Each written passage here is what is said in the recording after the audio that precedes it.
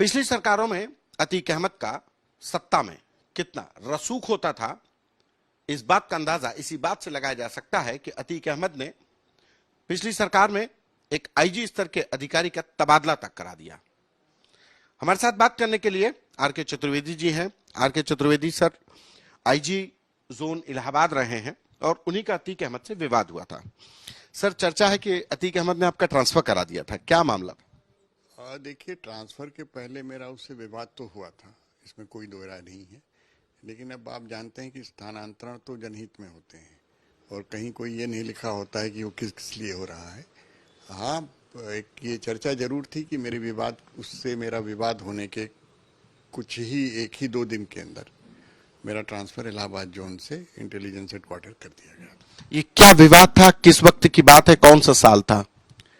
ये वर्ष 2016 की बात है और मैं चूंकि इलाहाबाद का पढ़ा लिखा हूँ, इलाहाबाद में मेरी पैदाइश है और इलाहाबाद का मेरी काफ़ी पृष्ठभूमि है। नौकरी की शुरुआत अंडर ट्रेनिंग इलाहाबाद से हुई, आखिरी फील्ड पोस्टिंग इलाहाबाद की रही। उसके पहले मैं जेल सर्विसेज में रहा, 2.5-3 साल जेल सर्विसेज में वहाँ नैनी में रहा।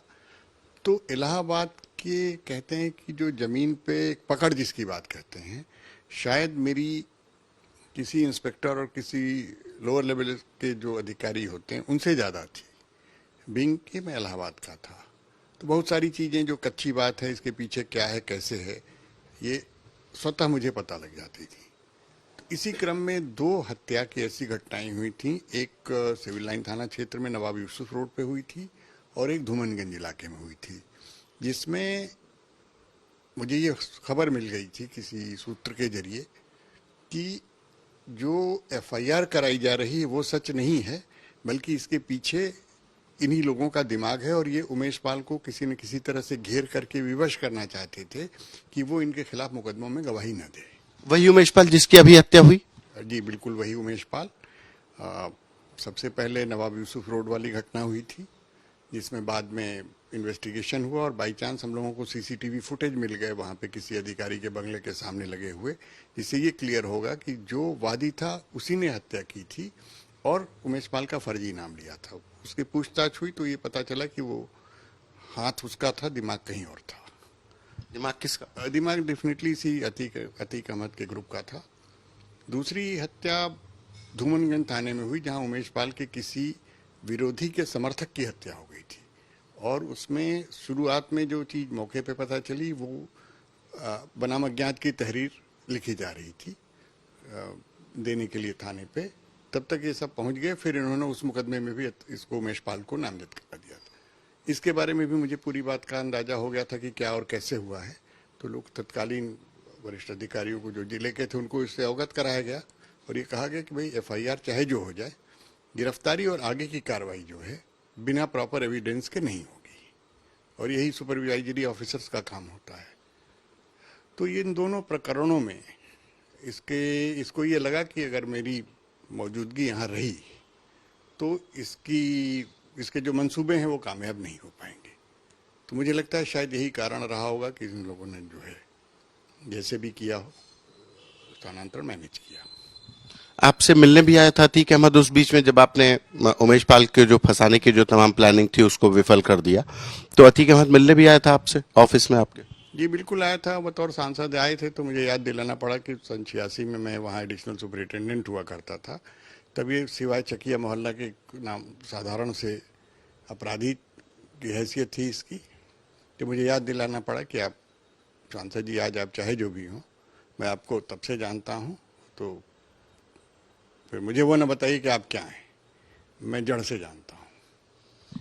आपका दूसरा सबसे पहला अगर सबका है अतीक अहमद से, तो वो जेल में भी था। आप जेल सर्विसेज में भी रहे और आप एडिशनल जेल सुपरिंटेंडेंट रहे नैनी जेल में। जब अतीक अहमद के ऊपर एनएसए लगा, वो कौन सा वक्त था, क्यों अतीक अहमद के ऊपर एनएसए लगा और फिर जेल में किस तरीके का बर्ताव था, उस समय पर क्या हालात थे, अतीक अहमद क्या था? देखिए, ये प्रकरण 1986 का है।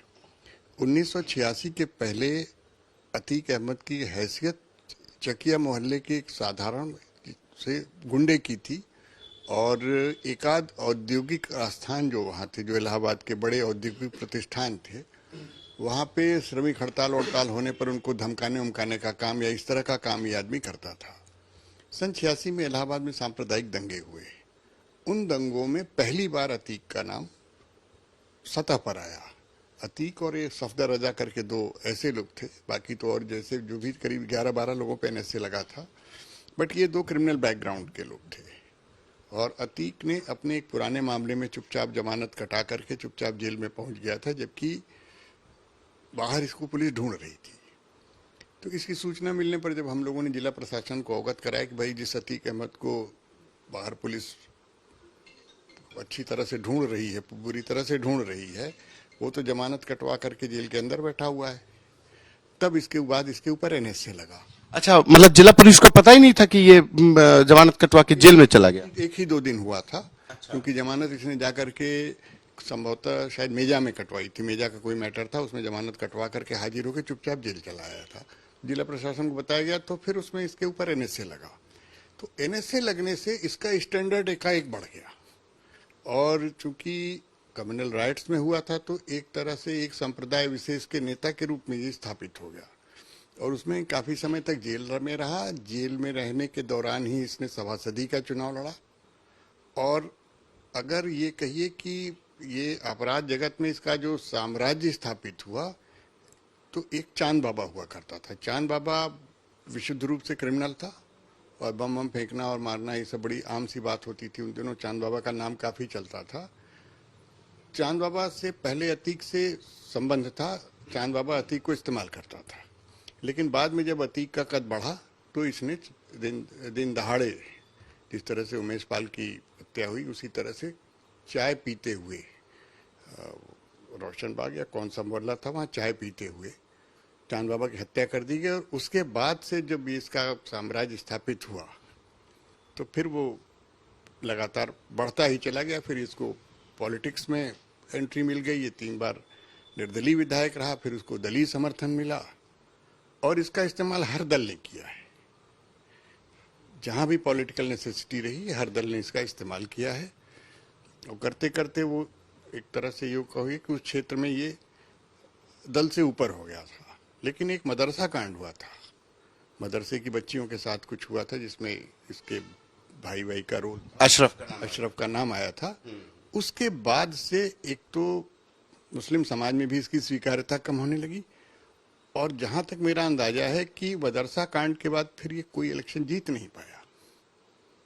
लगातार ये फिर कभी यहाँ से आरा प्रतापगढ़ लड़ा, कानपुर लड़ने गया था, टिकट वापस हुआ, श्रावस्ती लड़ने गया था, वहां से टिकट वापस हुआ, सांसदी का चुनाव लड़ा। इवन 2017 में वर्तमान सरकार के आने के बाद जब उपचुनाव हुआ था आपके फूलपुर में, तो भी चुनाव लड़ा। बस वे, बल्कि मैं कहूँगा देश की राजनीति का दुर्भाग्य कि जिस फूलपुर विधानसभा लोकसभा क्षेत्र से कभी जवाहरलाल नेहरू, विजयलक्ष्मी पंडित जैसे लोग सांसद होते थे, वहां से एक बार अतीक अहमद भी सांसद हो गए थे। यही राजनीति की यात्रा है।